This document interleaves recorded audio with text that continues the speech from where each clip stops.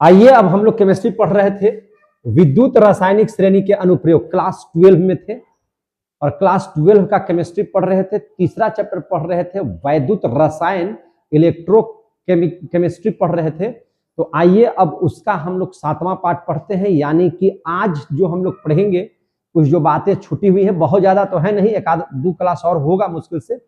आज समाप्त हुआ नहीं हुआ तो अगला जो वीडियो बनेगा उसमें समाप्त हो ही जाएगा। आप तमाम बच्चे यहाँ पर आप लोग बताएंगे मौजूद हैं?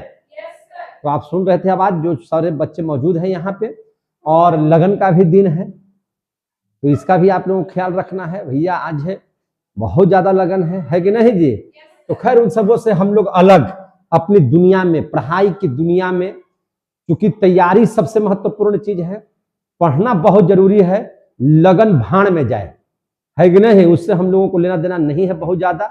हम लोगों को अपने पढ़ाई पर ध्यान देना है, क्योंकि अगर पढ़ाई बढ़िया होगी तो सारे लोग हमें मानादर करेंगे, सब जगह वैल्यू मिलेगा। और पढ़ाई में कमजोर रहेंगे तो कहीं भी आपका कोई वैल्यू नहीं मिलेगा, चाहे जिसकी भी शादी में आप जाइए। इसलिए सबसे जरूरी है पढ़ना।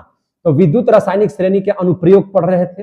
अनुप्रयोग में आप लोगों ने देखा था सबसे पहले तत्वों की सक्रियता के निर्धारण में इसका उपयोग होता है। इसको बढ़िया से समझे थे, बताए भी थे हम लोग। इसके बाद देख लीजिए धातुओं द्वारा धातुओं का विस्थापन में भी इसका प्रयोग पढ़े थे। इसके बाद धातुओं द्वारा हाइड्रोजन अम्लों में हाइड्रोजन का विस्थापन पढ़ लिए थे, है कि नहीं? 3 को पढ़ लिए थे। अब हम लोग जो है अब नेक्स्ट पढ़ेंगे यहां से, ठीक है ना? अब हम लोग नेक्स्ट पढ़ेंगे एक आइटम, उसमें 1-2 और बच गया था इसका अनुप्रयोग में। उसमें हम लोग पढ़ेंगे कि धातुओं के धन विद्युतीय गुण के निर्धारण में, किसमें? धातुओं के धन विद्युतीय गुण के निर्धारण में। तो हम लोग अगला पढ़ लेते हैं, क्या चीज पढ़ लेते हैं कि धातुओं के धन विद्युतीय गुण के निर्धारण में, धन विद्युतीय गुण के निर्धारण में, गुण के निर्धारण में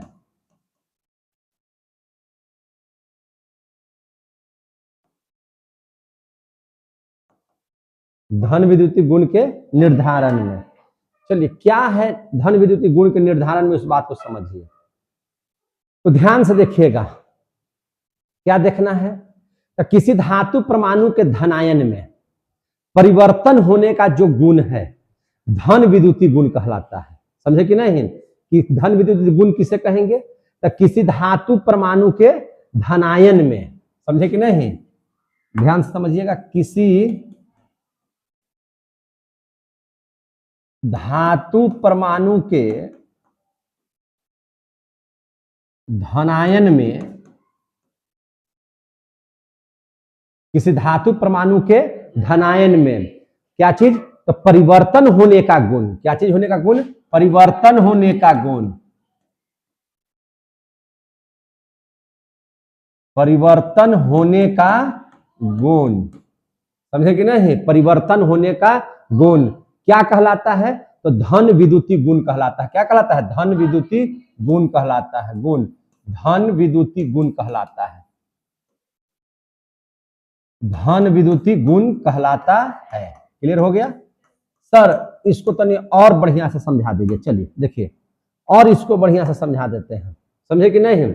मतलब इसका क्या हुआ? तो मतलब इसका स्पष्ट है मेरे भाई, कि जिस धातु का मानक अपचयन विभव, समझ में आ रही बात? क्या इसको और बढ़िया समझाइएगा? तो कैसे समझाइएगा? तो जिस धातु का, ऐसे लिख देते हैं, जिस धातु का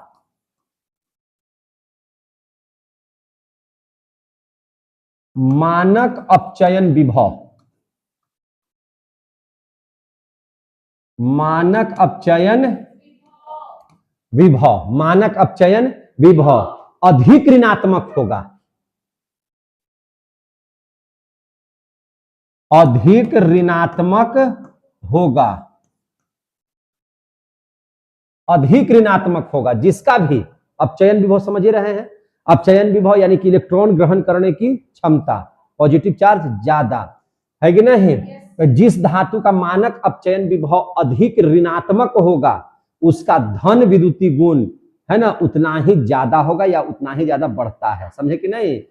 तो जिस धातु का मानक अपचयन विभव अधिक ऋणात्मक होगा, क्या होगा? अधिक ऋणात्मक होगा, उसका धन विद्युतीय लक्षण, उसका धन विद्युतीय लक्षण, लक्षण क्या होगा? धन विद्युतीय लक्षण बढ़ता है। क्या होता है? बढ़ता है। क्लियर हो गया? बढ़ता है। तो ये तो हो गया अपचयन विभव में। अब देख लीजिए जरा आसान, अब जहां पे अपचयन न होकर के क्या हो? ऑक्सीकरण हो। क्या हो? ऑक्सीकरण हो। तो ऑक्सीकरण में कौन सा बात आ जाएगा? तो इसमें हम लोग लिखेंगे जिस धातु का मानक ऑक्सीकरण, जिस धातु का मानक क्या चीज? ऑक्सीकरण। ऑक्सीकरण का मतलब इलेक्ट्रॉन त्याग करने की क्षमता, है ना? जिस धातु का मानक ऑक्सीकरण विभव क्या होगा? अधिक धनात्मक होगा। अधिक धनात्मक होगा। अधिक धनात्मक होगा। उसका धन विद्युतीय लक्षण, उसका धन विद्युतीय या विद्युत लक्षण बढ़ता है। लक्षण क्या हो जाएगा? बढ़ता है। आ गया समझ में? धन विद्युतीय लक्षण क्या हो जाएगा? बढ़ेगा, अधिक। यहां पे क्या लिखा? किसी धातु का मानक अपचयन विभव कम ऋणात्मक होगा। नहीं, यहाँ पे क्या हो जाएगा? कम ऋणात्मक होगा। क्या हो जाएगा? यहाँ पे कम ऋणात्मक होगा। समझे कि नहीं? किसी धातु का मानक अपचयन, एक मिनट, मानक अपचयन अधिक ना, ऋणात्मक ज्यादा होगा, अधिक ऋणात्मक होगा तब उसका विद्युतीय लक्षण बढ़ेगा। और इसका जिस धातु का मानक ऑक्सीकरण विभव अधिक धनात्मक होगा तब उसका विद्युतीय लक्षण अत्यधिक होगा। ठीक तो लिखे हैं क्या जी? ठीक तो लिखा हुआ है, ये है कि नहीं? कोई दिक्कत नहीं है। यानी कि जिस धातु का मानक ऑक्सीकरण विभव अधिक धनात्मक होगा, जो सबसे ज्यादा अधिक धनात्मक होगा। जैसे एक तो हम लोग मैथ देख लेते हैं इस पर, उससे और बढ़िया से समझ में आ जाएगा। कोई दिक्कत है? इस पर हम लोग मैथ देख लेते हैं, ये बात याद रखिएगा, और इस पर मैथ देख लेंगे तो और बढ़िया से क्लियर हो जाएगा। कैसे क्लियर हो जाएगा? देखिए, सपोज दैट क्या है आपके पास? सपोज दैट देखिए ध्यान से, क्या हम बोल रहे हैं देखने के लिए, वो देखिए, देखिए ध्यान से। यहां पे मान के चलिए कि 4 धातु है ABCD। क्या है? 4 धातु है, जिसका नाम है ABC और D। 4 धातु है के मानक अपचयन विभव, के मानक अपचयन विभव, मानक अपचयन विभव क्रमशः कितना है? तो याद रखिए, क्रमशः है दिया हुआ plus 0.80 volt, minus 1.66 volt, minus 0.76 volt, 0.34 volt है। कोई दिक्कत है? 3-4 वोल्ट है। धातुओं को घटते हुए याद रखिएगा, धातुओं को घटते हुए, कैसे घटते हुए? धन विद्युतीय लक्षण के, धन विद्युतीय लक्षण के क्रमानुसार व्यवस्थित कीजिए। लक्षण के क्रमानुसार व्यवस्थित कीजिए। क्रमानुसार क्या कीजिए? व्यवस्थित कीजिए। आगे समझ में?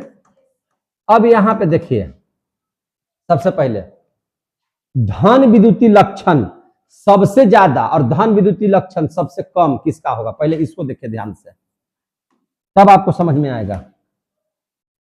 धन विद्युतीय लक्षण, धन विद्युतीय लक्षण सबसे ज्यादा, और वहां हम ले जाएंगे आपको सबसे ज्यादा।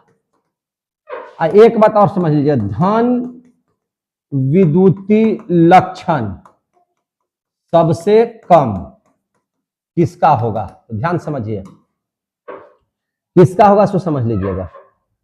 देखिए, कहता है कि जिस धातु का मानक अपचयन विभव अधिक ऋणात्मक होगा, तो जिसका अधिक ऋणात्मक होगा, जो सबसे ज्यादा माइनस में रहेगा, उसका विद्युतीय लक्षण सबसे ज्यादा होगा इस हिसाब से। तो अब देखिए, तो जिस धातु का मानक ऑक्सीकरण, यहां देखिए, जिस धातु का मानक अपचयन विभव अधिक ऋणात्मक होगा, है ना। तो अधिक ऋणात्मक इसमें आइए, अब बताइए ए बी सी डी में सबसे अधिक ऋणात्मक आपको क्या लग रहा है? तो माइनस वाला में देखिए, माइनस वाला में 2 टर्म है तो सबसे ज्यादा तो ये हो गया, यानी कि बी वाला का कितना है -1.66 वोल्ट, तो इसका धन विद्युतीय लक्षण सबसे ज्यादा होगा। क्लियर हो गया।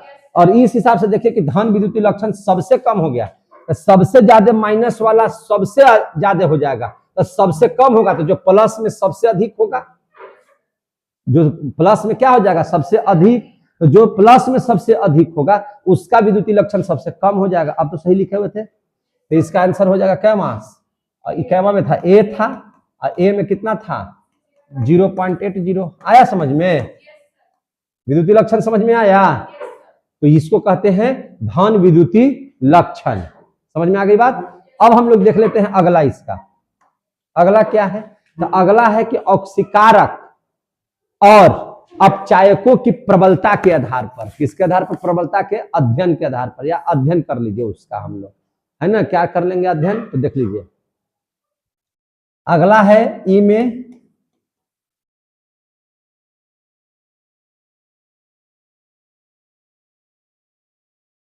ऑक्सीकारक। क्या है? ऑक्सीकारक व अपचायकों, ऑक्सीकारक या अपचायकों की प्रबलता अध्ययन, की प्रबलता अध्ययन। अब इस पर देख लीजिए कैसे इसका विचार होगा, सो समझ लीजिए, है ना। प्रबलता के अध्ययन कर लीजिए, छूट गया के प्रबलता के अध्ययन, तो ध्यान से समझिएगा इसको। जिस तत्व का, इसका जिस तत्व का या जिस आयन का मानक अपचयन विभव, क्या चीज? मानक अपचयन विभव अधिक धनात्मक या कम ऋणात्मक होता है, अधिक धनात्मक या कम ऋणात्मक, दोनों में से एक ही चीज न होगा, या तो अधिक धनात्मक हो, नहीं तो सबसे कम ऋणात्मक हो, तो उसकी ऑक्सीकरण क्षमता, उसकी ऑक्सीकरण क्षमता उतनी ही अधिक होती है। उसकी ऑक्सीकरण क्षमता क्या होती है? उतनी ही अधिक होती है, यानी कि इलेक्ट्रॉन त्यागने की क्षमता उतनी ही क्या होती है? अधिक होती है। क्लियर हो गया कि नहीं? ऑक्सीकरण बोले तो आपको इलेक्ट्रॉन त्यागने का, अपचयन बोले तो इलेक्ट्रॉन ग्रहण करने का। समझ में आ गई बात ना। तो इस बात को भी हम लोग लिख देते हैं, क्या लिख दे कि जिस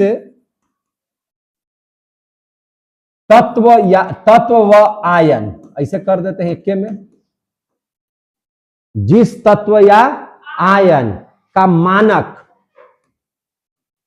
मानक क्या चीज? तो मानक क्या चीज? तो मानक अपचयन विभव, मानक अपचयन विभव, मानक अपचयन विभव अधिक धनात्मक, अधिक धनात्मक या कम ऋणात्मक, या कम ऋणात्मक होता है, कम ऋणात्मक होता है, उसकी ऑक्सीकरण क्षमता,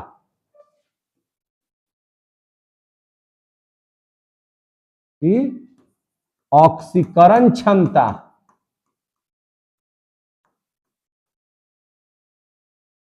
उसकी क्या चीज? ऑक्सीकरण क्षमता उतनी ही क्या होती है? अधिक होती है, उतनी ही अधिक होती है,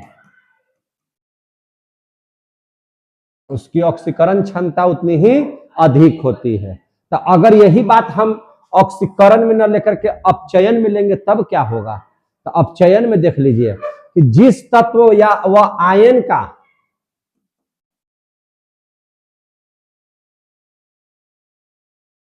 जिस तत्व व आयन का मानक अपचयन, अब यहां देख लीजिए मानक क्या चीज?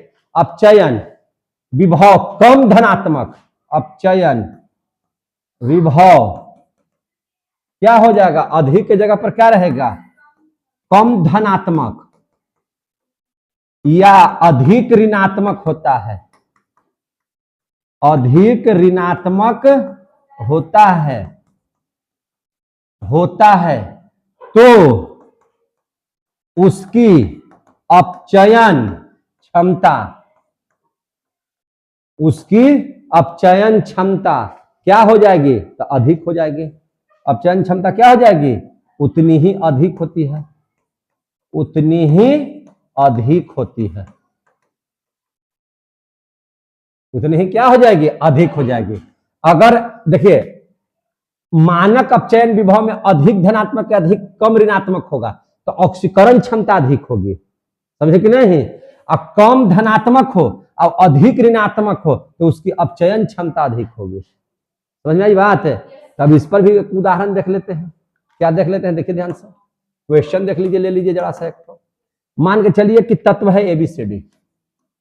तत्वों क्या है? ABCD है ना, कि मानक अपचयन विभव क्रमशः, कि मानक अपचयन विभव क्रमशः किसे है? तो क्रमशः कैसे है? -2.90 वोल्ट प्लस 1.50 वोल्ट -0.74 वोल्ट तथा 0.34 वोल्ट है। इनमें क्वेश्चन आ गया, इनमें सर्वाधिक ऑक्सीकारक, सर्वाधिक क्या चीज? ऑक्सीकारक है कौन?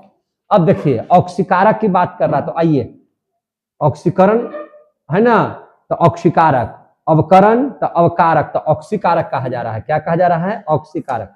पढ़िए ऑक्सीकारक में ऊपर वाला, जिस तत्व व आयन का मानक अपचयन विभव अधिक धनात्मक, क्या हो जाएगा? अधिक धनात्मक हो जाएगा। तो अब बताइए अधिक धनात्मक या सबसे कम ऋणात्मक? तो आइए इधर, यहां पे आइए, सबसे अधिक धनात्मक इसमें कौन नजर आ रहा है?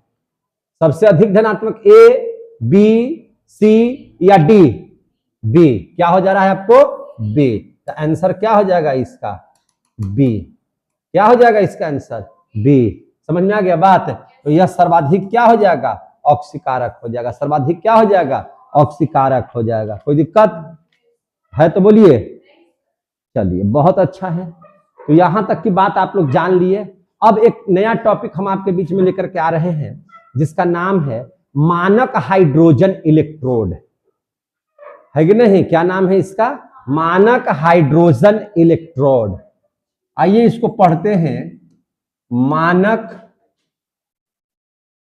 Hydrogen electrode. देखिए आपको अब टॉपिक ज्यादा नहीं बचा हुआ है, आपका वही पढ़ना है, मानक हाइड्रोजन इलेक्ट्रोड पढ़ना है। अब उसके बाद है आपको नेनसर्ट समीकरण पढ़ना है, नेनसर्ट समीकरण पढ़ लेना है। उसके बाद आपको सेल पढ़ लेना है, प्राथमिक सेल, द्वितीयक सेल, ईंधन सेल, और एक टॉपिक पढ़ना है संक्षारण। इतना अगर पढ़ लीजिएगा तो आपका ये पूरा चैप्टर क्या हो जाएगा? समाप्त। तो चलिए उसी में हम लोग अभी पढ़ लेते हैं मानक हाइड्रोजन इलेक्ट्रोड। मानक हाइड्रोजन इलेक्ट्रोड क्या है? तो यह एक युक्ति है। जैसे आपसे कोई कहे कि बटखारा क्या है, तो बटखारा क्या है? तो किसी भी चीज का वजन करने के लिए बटखारा है। लीटर क्या है? तो किसी चीज को मापने के लिए लीटर है कि नहीं? आपसे बोलेगा कि फीट क्या है? किसी चीज की ऊंचाई नापने के लिए क्या करते हैं, या दूरी नापने के लिए फीट का इस्तेमाल करते हैं। उसी प्रकार से आपका जो है से मानक हाइड्रोजन इलेक्ट्रोड क्या है? तो देखिए कोई भी आप सेल लीजिएगा तो सेल में तो इलेक्ट्रोड होगा दो ठो, एक ठो एनोड एक ठो कैथोड का। तो ये जो सेल हो, माने आप किसी भी तरह का सेल लीजिएगा तो उसमें जो इलेक्ट्रोड है, तो उस इलेक्ट्रोड को है ना, इलेक्ट्रोड को उसका विभव नापने के लिए, उसका क्या चीज नापने के लिए? विभव नापने के लिए। जिस तरह से वजन नापने के लिए बटखारा है कि नहीं, जिस तरह से और आयतन नापने के लिए लीटर, ऊंचाई या दूरी नापने के लिए फीट ले रहे थे, उसी प्रकार से इलेक्ट्रोड का विभव नापने के लिए है ना किसका इस्तेमाल करते हैं? तो मानक हाइड्रोजन इलेक्ट्रोड का इस्तेमाल करते हैं। क्लियर हो रहे हैं? समझ में भी आ रही है मेरी बात? तो इसको नापने के लिए कि कितना धारा इसमें बह रहा है कि नहीं बह रहा है, समझे कि नहीं? उस इलेक्ट्रोड में धारा प्रवाहित हो रहा है कि नहीं, अगर इस बात की जानकारी लेना है तो किससे नापना पड़ेगा? तो मानक हाइड्रोजन इलेक्ट्रोड से नापना पड़ेगा। और कितनी धारा बह रही है इलेक्ट्रोड में, उसको नापने के लिए हम लोग इसका इस्तेमाल करते हैं। इसलिए बहुत जरूरी है मानक हाइड्रोजन इलेक्ट्रोड को पढ़ना। तो मानक हाइड्रोजन इलेक्ट्रोड क्या है? तो मानक हाइड्रोजन इलेक्ट्रोड को कहते क्या है? तो स्टैंडर्ड, क्या बोलेंगे? Standard hydrogen electrode. क्या बोलेंगे? स्टैंडर्ड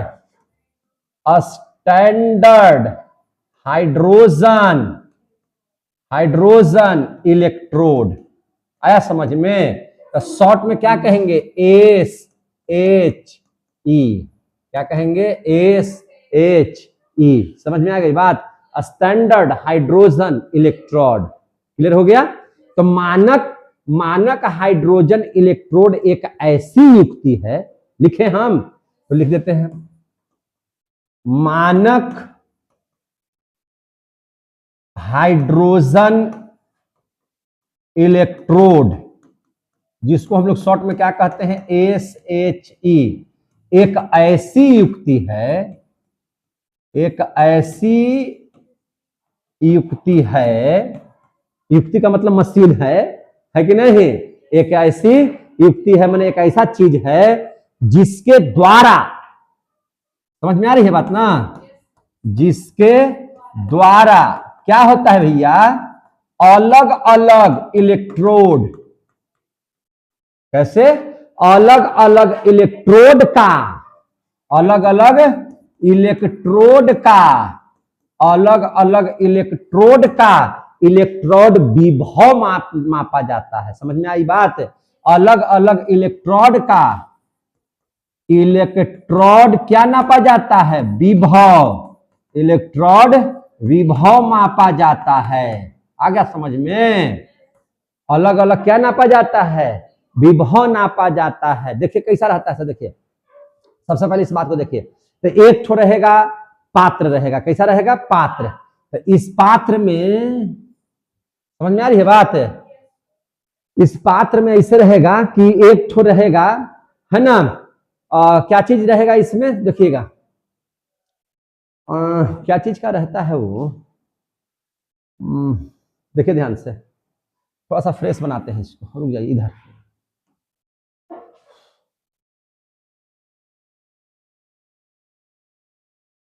अपन तो बोर्ड है, जितना लिखना है पढ़ना है लिखेंगे, समझे कि नहीं? है ना? कांच की एक नली होती है इसमें, इस तरह से। कैसे रहती है नलिया? ऐसे, ठीक है ना? नलिया इससे रहता है, देख रहे हैं? ये कैसा रहता है? कांच का। क्या रहता है? कांच का। कैसा रहता है? ये कांच का। समझ में आ रही बात? तो ये कांच का एक नली रहता है, जिसमें एक प्लेटिनम की तार से, इसमें क्या रहता है? एक प्लेटिनम की तार से, इस तरह से एक प्लेटिनम का इसमें तार रहता है। क्या चीज रहता है? तार। और तरवा से एक प्लेटिनम का, है ना, यहां पर प्लेट रहता है। क्या रहता है? प्लेट लटका हुआ रहता है। क्या रहता है? लटका हुआ। प्लेटिनम का क्या रहता है? प्लेट लटका हुआ रहता है। और इसमें जो है विलियन भरा हुआ है। क्या भरा हुआ है? विलियन। क्या चीज का ये विलियन भरा हुआ रहेगा? ध्यान से समझिए। ये जो विलियन आप देख रहे हैं, यह जो विलियन होगा वह HCl का होगा। किसका विलियन होगा? HCl का। इसमें एक विलियन रहता है, क्या चीज का? HCl का। समझ में आ रही है बात? यहां पे एक मुंह खुला हुआ आप देख रहे हैं, इसमें क्या होता है? तो इसमें हाइड्रोजन गैस भेजा जाता है। क्या भेजा जाता है? Hydrogen gas. कैसे? एक वायुमंडलीय दाब पर शुद्ध हाइड्रोजन भेजा जाता है। एक ATM पर, एक वायुमंडलीय एटमॉस्फेरिक, है ना, वायुमंडलीय दाब पर। क्या चीज पर? एक ATM, है ना, इसको ऐसे लिख सकते हैं, एक ATM ऐसे लिख सकते हैं, दाब पर, एक ATM दाब पर क्या भेजा जाता है? शुद्ध हाइड्रोजन। क्या भेजा जाता है? शुद्ध हाइड्रोजन। समझे कि नहीं? यहां से एक तार निकला हुआ रहता है, देखिए ध्यान से। यहां से मेरे भाई एक तार निकला हुआ रहेगा, इस तरह से एक तार निकला हुआ रहता है ऐसे, ठीक है ना? ऐसे क्या निकला हुआ रहता है? तार। तार जो है इसी को हम लोग क्या कहते हैं, वोल्ट मीटर। क्या बोलते हैं, वोल्ट मीटर यहां से निकला हुआ रहता है जिसको जोड़ना पड़ता है। और ये वाला क्या चीज हमने लिया है, तो प्लेटिनम की तार है। क्या चीज है, प्लेटिनम की तार है। समझे कि नहीं, ये क्या है, प्लेटिनम की तार है। और ये वाला क्या है, तो कांच की नली है। कांच की नली है, समझे कि नहीं, कांच की नली है। विलियन किस चीज का बना हुआ है, तो HCl का बना हुआ है। यहां पे आप देखेंगे कि 298 केल्विन ताप पर, कितना पर, 298 केल्विन ताप होना चाहिए। 298 केल्विन क्या होना चाहिए, परम ताप होना चाहिए। समझे कि नहीं, ताप रहना चाहिए। एक वायुमंडलीय दाब पर जब हाइड्रोजन गैस को भेजते हैं तो ये युक्ति हमारी मानक हाइड्रोजन इलेक्ट्रोड जो है सब बन करके क्या हो जाता है, तैयार। तो होता है क्या चीज, इसमें होता ये चीज है कि सबसे पहले आपको किसी भी इलेक्ट्रोड का मानक हाइड्रोजन है ना, हमको मानक हाइड्रोजन इलेक्ट्रोड जोड़ करके हम किसी के इलेक्ट्रोड में कितना विभव है उसका पता लगाते हैं। तो क्या करना पड़ेगा, अगर आप कोई सेल ले लेते हैं, क्या ले लेते हैं हम, सेल। तो सेल जब ले लीजिएगा तो उसके सेलवा को इससे आपको जोड़ना पड़ेगा, करंट निकालना पड़ेगा। और करंटवा जब आप निकालिए, जैसे मान के चलिए कि कोई सेल ले लिए, ठीक है ना, कोई सेल क्या कर लिए, ले लिए, और यहाँ पर आपको क्या रखना पड़ेगा, तो यहाँ पर यही युक्तियां रखना पड़ेगा, इसका निकाल करके इससे जोड़ना पड़ेगा। तो यहाँ पर एक वोल्ट वाला वोल्ट मीटर लगा देना है। क्या लगा देना है, वोल्ट मीटर। और जैसे ही इसमें करंट प्रवाहित होगा, तो करंट प्रवाहित होगा तो कितना करंट प्रवाहित हो रहा है यह आपको बता देगा। कि जैसे 5 लिख दिया था, यानी कि 5 पर कांटा चला गया, कांटा कहां पर चला गया, 5 पर, 2 पर, 1 पर, जहां पर भी कांटा चला जाएगा तो आप समझ लीजिएगा कि उसमें उतना वोल्ट का धारा प्रवाहित हो रहा है। इसी को नापने के लिए इसका हम लोग इस्तेमाल करते हैं। इसको कौन सी युक्ति बोलते हैं, तो मानक हाइड्रोजन इलेक्ट्रोड। इसको बोलते हैं मानक हाइड्रोजन इलेक्ट्रोड। आया समझ में, इसको क्या बोलते हैं, मानक हाइड्रोजन इलेक्ट्रोड। क्लियर हो गया। और इस युक्ति के माध्यम से आपको जो है से किसी भी इलेक्ट्रोड का विभव का पता आप लगा सकते हैं। समझ में आ गई बात। तो आपने यहाँ पे संरचना क्या क्या किया, तो जरा सा इसको देख लीजिए, इसको साइड कर दीजिए, है कि नहीं, इसको साइड कर दीजिए। और जो जो संरचना आपने किया है उसको लिखना पड़ेगा, क्या क्या आपने किया। तो इस युक्ति में क्या क्या चीज है इसको देख लीजिए। तो देखेंगे इस युक्ति में, आप लोग ही बोलिए कि इस युक्ति में एक पात्र में क्या लिए हुए हैं, तो एक कांच की नली के द्वारा, है ना, पात्र में एक कांच की नली द्वारा, देखिए ध्यान से, एक कांच की नली द्वारा प्लेटिनम की तार को, है ना, प्लेटिनम की तार को प्लेटिनम के एक प्लेट से लटका देते हैं। समझे कि नहीं।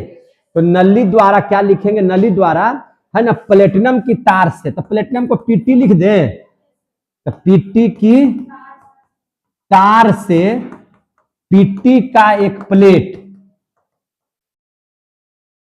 देख रहे हैं, पीटी का एक प्लेट लटकी होती है। क्या होती है, लटकी होती है।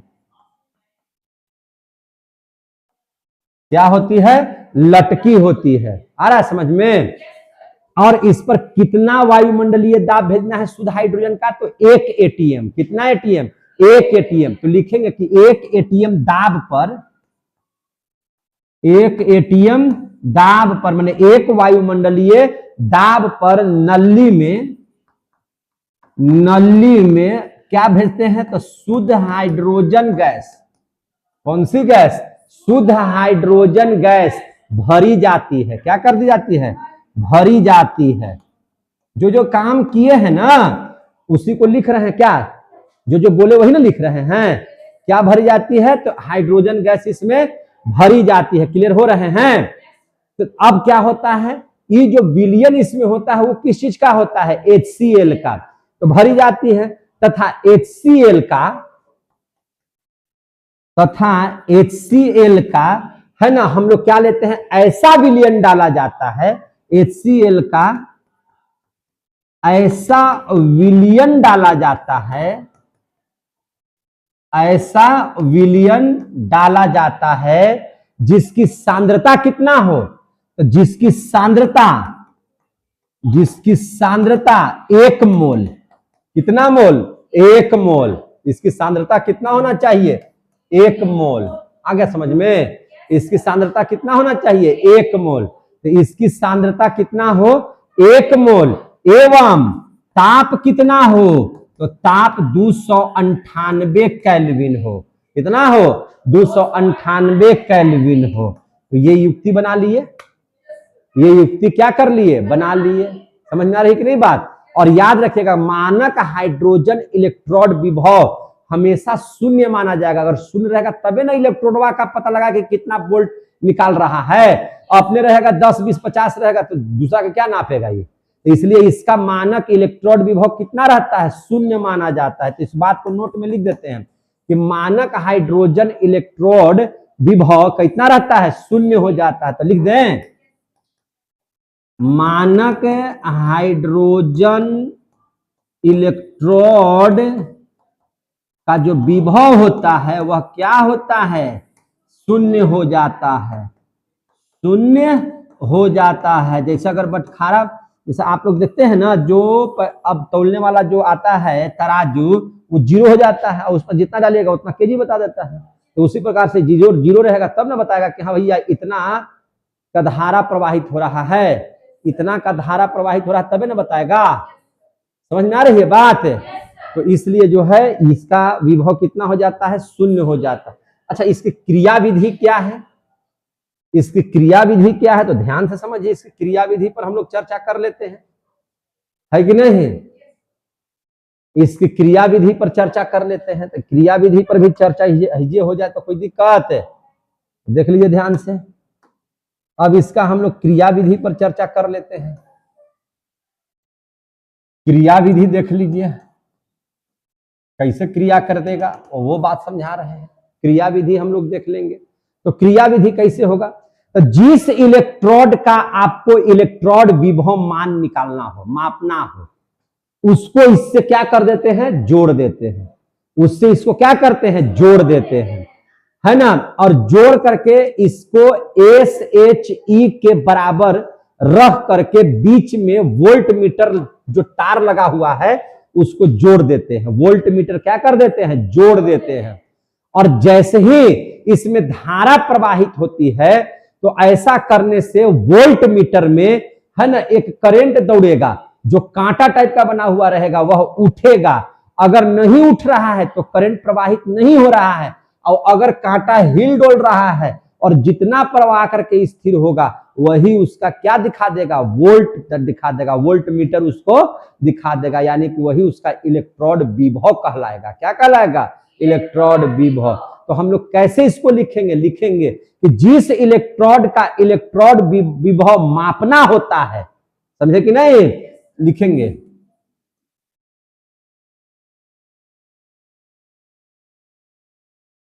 जिस इलेक्ट्रोड का इलेक्ट्रोड विभव मापना होता है, क्या करना पड़ता है, जिसका इलेक्ट्रोड विभव हमको मापना होता है उसे SHE यानी कि मानक हाइड्रोजन इलेक्ट्रोड के बराबर रख करके मापना होता है, उसे मानक हाइड्रोजन इलेक्ट्रोड, जिसको हम लोग शॉर्ट में कहेंगे SHE के बराबर, SHE के बराबर रख कर, है ना। लोग कैसे बराबर रखे, बराबर रख कर, है ना, क्या चीज करके, बराबर रख कर क्या करते हैं, बीच में क्या करते हैं, बीच में वोल्ट मीटर लगाकर रखकर, बीच में देखिए यहां वोल्ट मीटर है, वोल्ट मीटर लगाकर दोनों दोनों तार से जोड़े हैं कि नहीं जोड़े हैं, तो तार से जोड़ दिया जाता है। तार से जोड़ दिया जाता है। तार से हम लोग क्या करते हैं, जोड़ दिया जाता है। समझ में आ रही है बात, जोड़ दिया जाता है। तो ऐसा करने से क्या होगा, तो ऐसा करने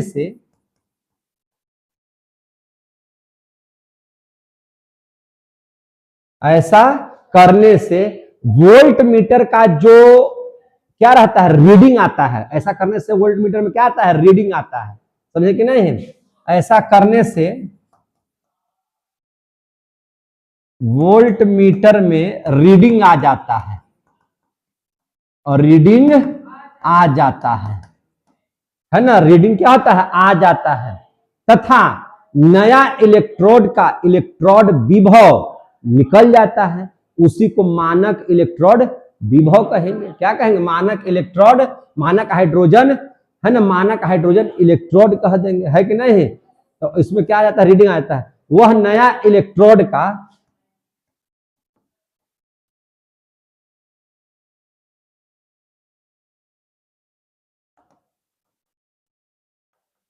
इलेक्ट्रोड विभव कहलाता है। समझे कि नहीं? वह क्या कहलाता है, इलेक्ट्रोड विभव कहलाता है। जो रीडिंग आया ना, उसी को क्या कहेंगे, इलेक्ट्रोड विभव। की कितना इलेक्ट्रोड विभव इसका है, समझे कि नहीं? और यही काम कौन करता है, मानक हाइड्रोजन इलेक्ट्रोड। क्लियर हो गया कि नहीं हो गया? तो ये इंपॉर्टेंट था। अगर आपको ऐसा आएगा लिखने के लिए, तो पहले उसका परिभाषा इसे लिख करके, इसका लिख करके आप फिगर बना, आप क्या चीज करके, फिगर बना करके इसको पूरा बढ़िया से आपको क्या करना पड़ेगा, लिखना पड़ेगा। समझ में आई बात है? तो ये था क्या चीज, मानक हाइड्रोजन इलेक्ट्रोड। अब हम लोगों को पढ़ना है नेल्सर्ट समीकरण। क्या पढ़ लेना है, नेल्सर्ट समीकरण। बहुत इंपॉर्टेंट है, आता है क्वेश्चन इससे। समझे कि नहीं? तो देखिए, तो हम लोग पढ़ लेते हैं क्या चीज, नेल्सर्ट समीकरण। है कुछ नहीं नेल्सर्ट समीकरण, देख लीजिए ध्यान से।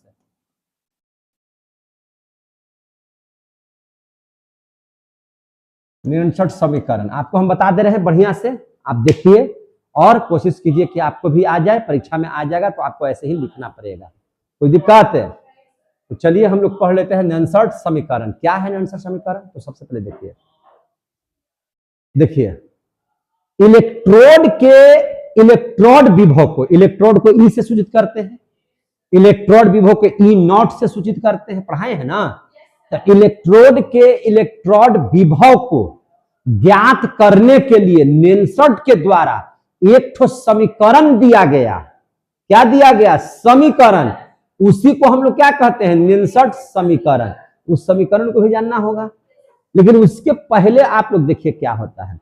जैसे आप कोई सेल लीजिएगा, तक कोई सेल में कै गो इलेक्ट्रोड होगा, तो दो गो। एक किसका होगा, कैथोड का, दूसरा किसका होगा, एनोड का। क्लियर हो रहा है ना? तो आप किसी भी सेल को लीजिए, देखिए ध्यान से, आप किसी भी सेल को ले लीजिए, सेल ले लिए, तो इस सेल में दो इलेक्ट्रोड तो होना जरूरी है। दो इलेक्ट्रोड होना जरूरी है कि नहीं जरूरी है? दो इलेक्ट्रोड होना जरूरी है, रहेगा ही रहेगा। कुछ भी कीजिएगा तो इलेक्ट्रोड रहेगा। और इलेक्ट्रोड क्या करता है, एक बन जाता है एनोड और एक बन जाता है कैथोड। समझ में आ रही है बात? तो मान के चलिए कि इसको हम मान लिए कैथोड, इसको क्या मान लिए, कैथोड। इसको मान लिए हम क्या चीज, एनोड। क्या मान लिए, एनोड। और को मान लिए क्या चीज, कैथोड। और इस पर हम लगा दिए एक ठो पर तार, इस तरह से निकाल दिए। देख रहे हैं ना, क्या निकाल दिए, तार निकाल दिए। कोई दिक्कत? अब इसमें जो है जिसका आप लीजिएगा उसी का इसमें विलयन डालिएगा। अगर आपको लगे कि विलयन इसमें ZnSO4 है, तो यह क्षण जिंक का होगा। किसका होगा, जिंक का होगा। तो यह विलयन किसका है, ZnSO4 का। तो ये क्या चीज का होगा, जिंक का होगा। क्या चीज का होगा, जिंक का होगा। क्योंकि आपको पढ़ाए हैं कि किसी भी सेल में जो क्षण होता है धातु की, उसी का विलयन होता है, उसी का लवण का विलयन होता है। पढ़ाए हैं ना?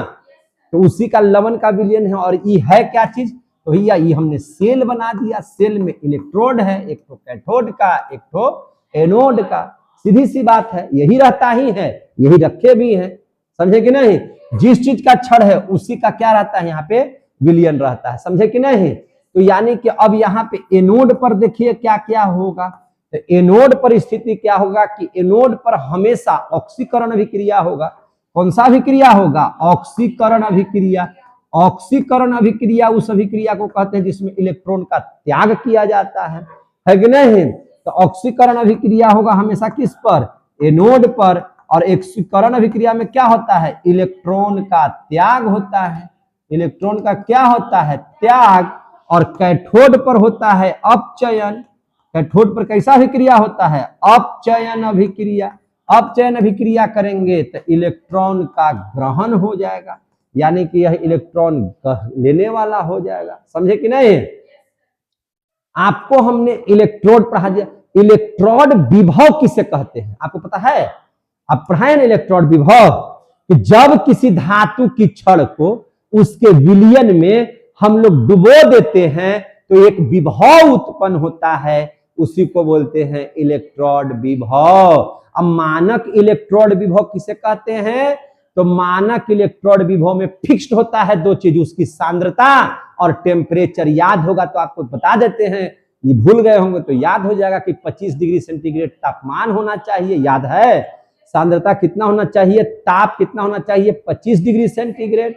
और वहां पर मोल सांद्रता कितना होना चाहिए? तो 1 मोल। तो जब इलेक्ट्रोड विभव के परिभाषा में 2 लाइन जोड़ दीजिएगा, मैं 2 शब्द जोड़ दीजिएगा, क्या चीज? कि परम ताप 25 डिग्री सेंटीग्रेड और धातु की सांद्रता 1 मोल होगी। तो इलेक्ट्रोड को जब हम लोग छड़ इलेक्ट्रोड को हम लोग अगर विलयन में डुबोएंगे तो उसके बीच में जो विभव होगा तो उसको हम लोग बोलेंगे मानक इलेक्ट्रोड विभव। तो इलेक्ट्रोड विभव और मानक इलेक्ट्रोड विभव में अंतर समझ में आया? क्या समझ में आया बोलिए? इलेक्ट्रोड विभव किसको कहेंगे? तो इलेक्ट्रोड, फिर से बताना हमारा, अरे इलेक्ट्रोड भी छड़ है, हम लोग उसके विलयन में डाल दिए, तो विलयन और छड़ के बीच में जो विभव उत्पन्न हुआ उसको क्या कहेंगे? इलेक्ट्रोड विभव। लेकिन उसमें विलयन जो किए हैं उसकी सांद्रता कितना होना चाहिए? 25 डिग्री सेंटीग्रेड। और धातु की सांद्रता कितनी हो जाती है? 1 मोल। तो 1 मोल सांद्रता 1 मोल जब रहेगा और टेम्परेचर 25 डिग्री सेंटीग्रेड रहेगा और तब यह प्रक्रिया होगी तो उसको कहेंगे मानक इलेक्ट्रोड विभव। आ गया समझ में? है ना? इलेक्ट्रोड विभव को हम लोग किससे सूचित करते हैं? ई से। अब मानक इलेक्ट्रोड विभव को किससे सूचित करते हैं? ई नॉट से। आ गया समझ में? और इन्हीं दोनों के बीच में जो संबंध स्थापित होगा उसी को कहते हैं नेनसर्ट नामक वैज्ञानिक ने इस बात को कहा था, इसलिए इसको क्या कहते हैं? नेनसर्ट समीकरण कहते हैं। समझ में आ रही है तो बोलिए। पूरा केमिस्ट्री को एकदम पानी पानी कर देना है। क्या कर देना है? एकदम इसको ऐसा निचोड़ लेना है कि केमिस्ट्री लगे कि बबुआ वाला पढ़ाई है। शादी ब्याह में जैसे रसगुल्ला खाते हैं वैसे ही आपको खाना है। समझे कि नहीं? तो याद रखिएगा। तो ये हो गया। तो अब चलिए, बार बार आपको बता रहे थे, फिर से इलेक्ट्रोड विभव पढ़ा दे रहे हैं। इलेक्ट्रोड विभव एक के लाइन में तो है, ये है यार, नहीं याद है तो याद कर लो। इलेक्ट्रोड विभव किसको कहते हैं? ई को से सूचित करते हैं। किसे सूचित करते हैं? ई से। क्या अभी परिभाषा दी है कि जब किसी धातु की छड़ को, आपको याद करने के लिए हम लिख रहे हैं, तो पढ़ाइए दिए हैं हम, फिर से लिख देते हैं, छोड़ो लिख देते हैं। जब किसी धातु के छड़ को उसके विलयन में डुबोया जाता है, उसके लवण के विलयन में, विलयन में डुबोया जाता है, तो अगर डुबो दीजिएगा तो क्या हो जाएगा? उसमें एक विभव उत्पन्न होता है। डुबोया जाता है तो उसमें विभव उत्पन्न होता है, उसमें विभव उत्पन्न होता है, जिसे इलेक्ट्रोड विभव कहते हैं। इलेक्ट्रोड विभव कहते हैं। आया समझ में? इसे क्या चीज से सूचित किया जाता है? ई से। क्लियर हो गया? अब जरा सा देख लीजिए, इसको और छोटा कर देते हैं क्योंकि यहीं पर सारा चीज लिखेंगे। अगर आपको जो है, अगर आपको कहा जाए कि नहीं भैया मानक इलेक्ट्रोड विभव भी बताइए, भैया मानक इलेक्ट्रोड विभव समझ लीजिए। थोड़ा कलम चेंज कर देते हैं ताकि आपको नजर आ जाए। मानक इलेक्ट्रोड विभव, तो मानक इलेक्ट्रोड विभव को मेरे भाई ई नॉट से सूचित किया जाता है। किस चीज से? ई नॉट से। इसी परिभाषा में सिर्फ क्या जोड़ दीजिए, 25 डिग्री सेंटीग्रेड तापमान और धातु का 1 मोल सांद्रता। ठीक है, क्या जोड़ दीजिएगा, धातु का 1 मोल सांद्रता। तो लिखिए कैसे कि 25 डिग्री सेंटीग्रेड ताप पर 25 डिग्री सेंटीग्रेड ताप लेना है, 1 मोल क्या ले लेना है, सांद्रता ले लेना है।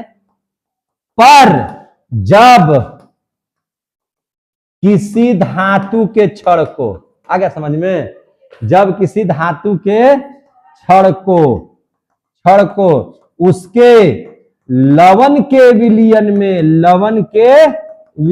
में देख रहे हैं ना, हूबहू लिख रहे हैं कि नहीं, लवण में डुबोया जाता है तो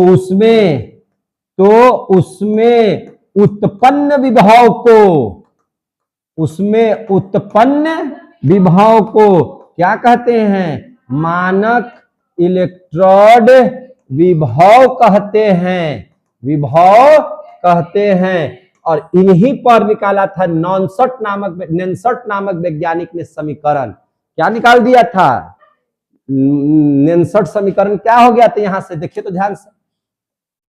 तो नेंसट समीकरण क्या हो गया भैया, ये इन्होंने कहा है ना, इन्होंने क्या कहा कि इलेक्ट्रोड के, ध्यान से समझिए, इलेक्ट्रोड के किसका, इलेक्ट्रोड विभव को ज्ञात करने के लिए, इलेक्ट्रोड विभव को ज्ञात करने के लिए, इलेक्ट्रोड विभव को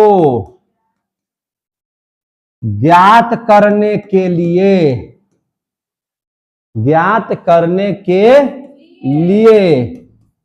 है कि नहीं, ज्ञात करने के लिए एक समीकरण बनाया। क्या बना दिया, एक समीकरण बनाया, जिसे हम लोग क्या कहते हैं, जिसे नेंसट समीकरण कहते हैं।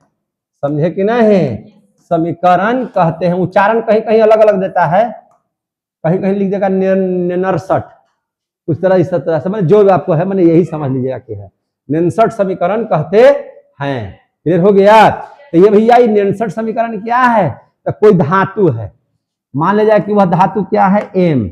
वह धातु क्या है मेरे भाई, एम।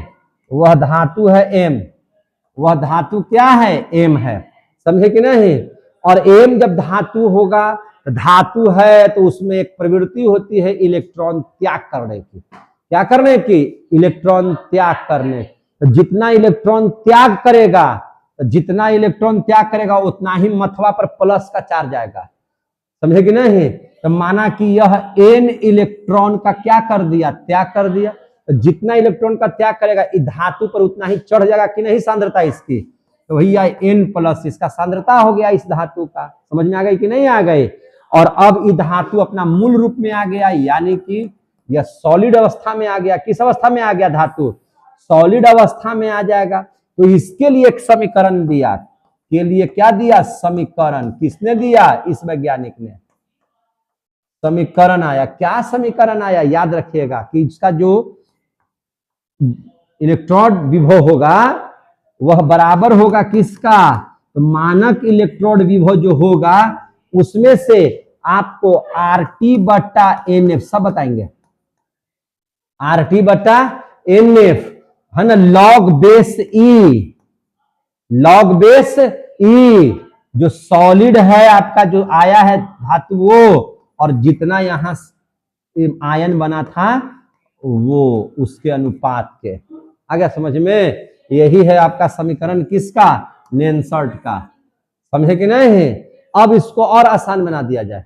ये जो लॉग ई है, तो लॉग बेस ई है जो कहते हैं लॉग बेस ई, इसका मान कितना होता है, तो इसका मान याद रखिएगा। लॉग बेस ई का मान होता है 2.303 लॉग बेस 10। क्या होता है, लॉग बेस 10। कितना मान, 2.303 लॉग बेस 10। अब यही मनवा यहाँ पे अभी रखिए, यही मान को क्या कीजिए, यहाँ पे आप रखिए। देखिए ना आ जाएगा कैसे से, बहुत हल्का कर देंगे इसको। इस मान को क्या कीजिए, इसको रखिए यहाँ पे। इस मान को जब मेरे भाई तुम रखोगे रे, समझ रहे हो लुल्लो, तो क्या हो जाएगा E is equal to e naught घटाओ आर टी कोई स्थिरांक है, कैसा स्थिरांक है तो सब बताएंगे, गैस स्थिरांक है। कैसा स्थिरांक है? गैस। रुक जाइए ना सब कुछ। तो ये जो इसका मनवा है, तो इसका मनवा अगर इतना रखेगा तो गुना हो जाएगा इससे, तो यानी कि 2.303 आर टी बटा एन एफ लॉग बेस 10, और यहाँ पे हो जाएगा एम सॉलिड अवस्था में है तो वो बटा है ना एम जो आयन बनाया उसके है ना अनुपात का, उसका अनुपात का। क्लियर हो गया? तो ये समीकरण मेरा आ गया, समझे कि नहीं? यहां पे आपको लिखने के लिए आया कि सारा चीजों को हमको बताइए कि है क्या चीज। तो देखिए मेरे भाई है क्या चीज से, ये जो ई है मेरे भाई एक को पढ़िए। ई क्या है? तो ई अभी आप लोग जानते हैं कि इलेक्ट्रोड विभव है, पढ़ा है ना अभी। ई क्या है? इलेक्ट्रोड विभव। ई क्या है? इलेक्ट्रोड विभव। और ई नॉट क्या है जी? हाँ, मानक इलेक्ट्रोड विभव है।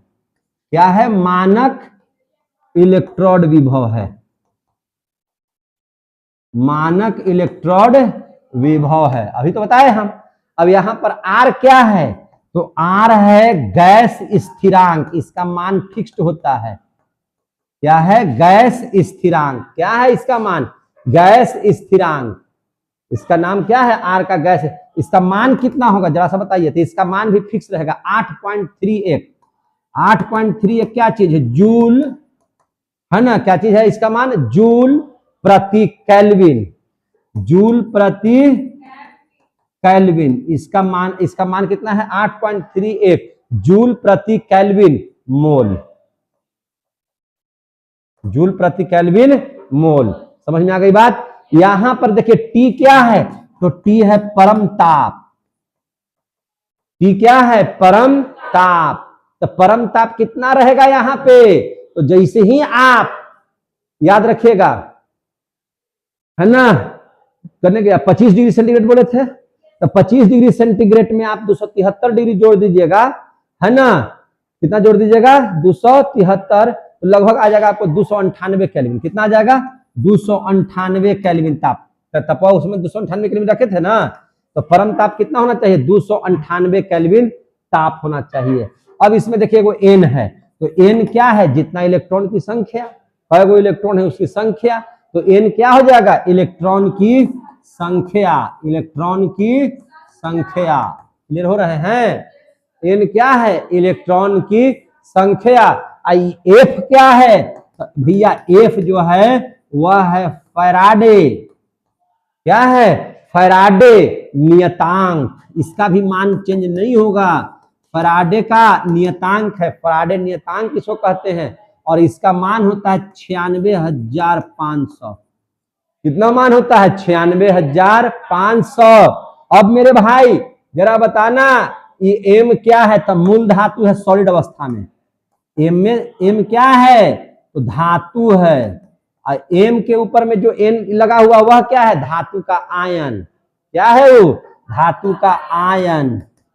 यह क्या है? धातु का आयन। माने कितना त्याग किया है इलेक्ट्रॉन, यही ना इलेक्ट्रॉनों की संख्या बताएगा कि कई गो त्यागा है, कई गो त्यागा नहीं है। यानी कि इसको कह सकते हैं कि आयन की मोलर सांद्रता, इसको बोल सकते हैं आयन की मोलर सांद्रता। तो एक चीज के नाम जान गए कि नहीं जान गए? जोर से बोलिए, जान गए कि नहीं जान गए?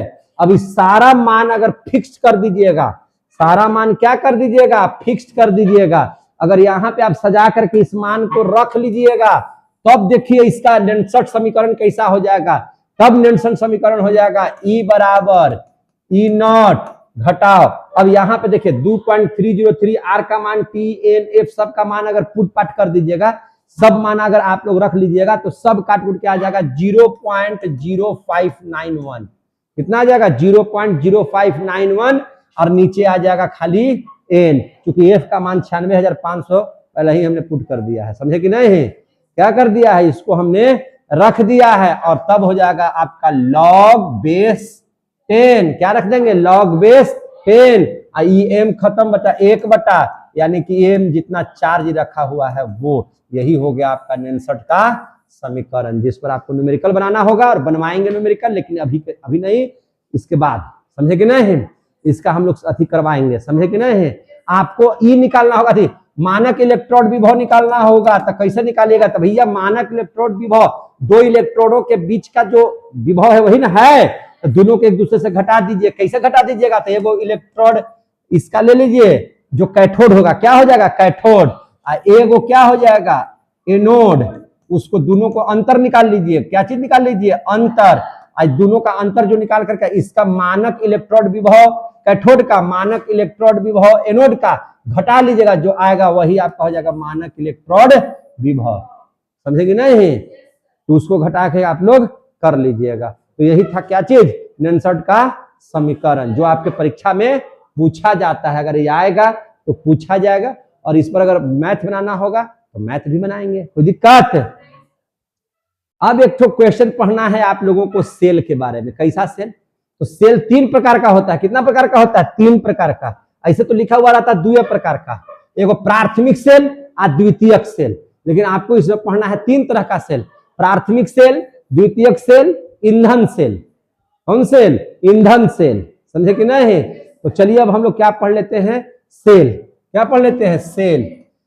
सेल में कितना प्रकार का सेल, तीन प्रकार। तीन प्रकार में सबसे पहला सेल क्या पढ़ लेंगे, प्राथमिक सेल। प्राथमिक सेल बड़ी आसान, प्राथमिक सेल बड़ी आसान।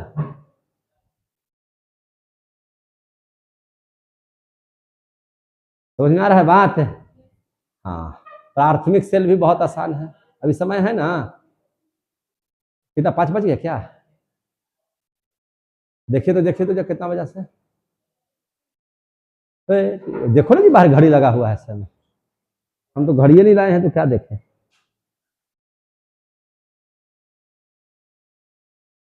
अच्छा तभी बहुत समय है, चलिए अभी बहुत समय है। अच्छा अभी बहुत समय है, चलिए प्राथमिक सेल पढ़ लेते हैं। प्राथमिक सेल देखिए कैस, उसमें भी सब सेल में बैटरी रहता है, लेकिन कैसा बैटरी रहेगा, कुल मिला जुला के देखिए प्राथमिक सेल किसको कहेंगे। घड़ी का जो बैटरी देखे हैं वो बैटरी क्या है, प्राथमिक सेल में है, घड़ी का बैटरी। और क्या, रिमोट का बैटरी है ना, घड़ी दीवार वाला बैटरी है कि नहीं, तो वो सब कैसा सेल में आएगा, प्राथमिक सेल में। काहे उसको प्राथमिक सेल कहेंगे, प्राथमिक सेल सर किसको कहते हैं, प्राथमिक सेल कहते किसको है, इसको समझना है। तो प्राथमिक सेल कहते भैया किसको है, ध्यान समझिए। प्राथमिक सेल किसको कहा जाता है, ध्यान से समझिए। प्राथमिक सेल कहते किसको है, इसको समझिए।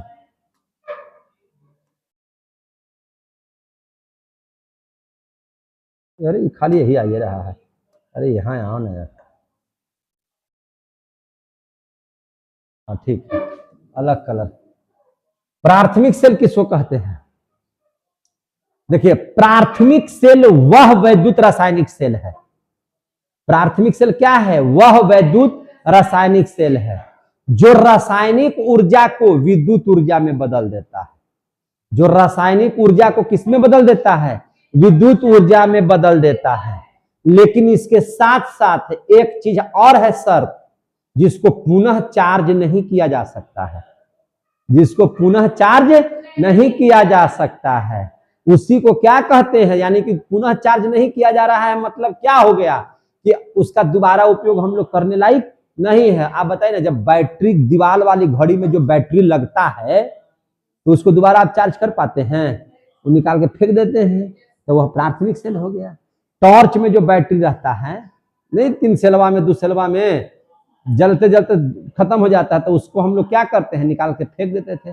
पहले रेडियो में बैटरी आता था, बड़का बड़का निप्पो आता था कि नहीं आता था, याद है, तो उसको लगाते थे। कुछ दिन के बाद वो क्या हो जाता था, समाप्त हो जाता था, उसको हम लोग निकाला क्या कर देते थे, फेंक देते थे। तो एक बैटरी इस टाइप का हो गया था, जिसको पुनः चार्ज न किया जा सके वह हो गया प्राथमिक सेल। लेकिन आप मोबाइल के बैटरी को देखिए तो खत्म होता है तो फेंक देते हैं मोबाइल के बैटरिया को, बोलिए दूसरा लगाते हैं, फिर से चार्ज करते हैं। तो जब फिर से चार्ज कीजिएगा तो द्वितीयक सेल, उसको क्या बोलेंगे, द्वितीयक सेल।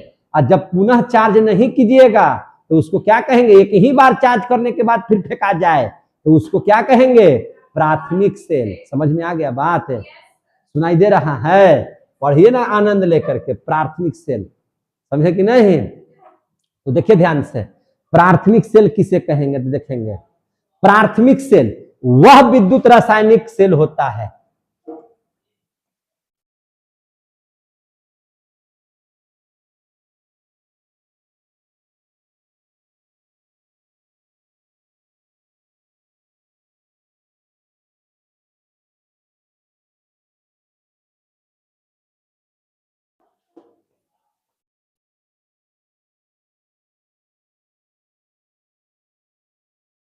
वह विद्युत रासायनिक सेल होता है जो रासायनिक ऊर्जा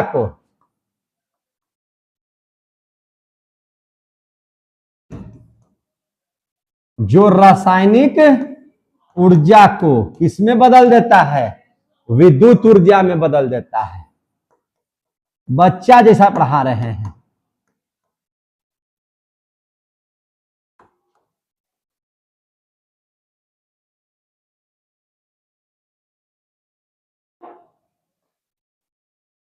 विद्युत ऊर्जा में बदल देता है। समझ में आ रही है बात ना?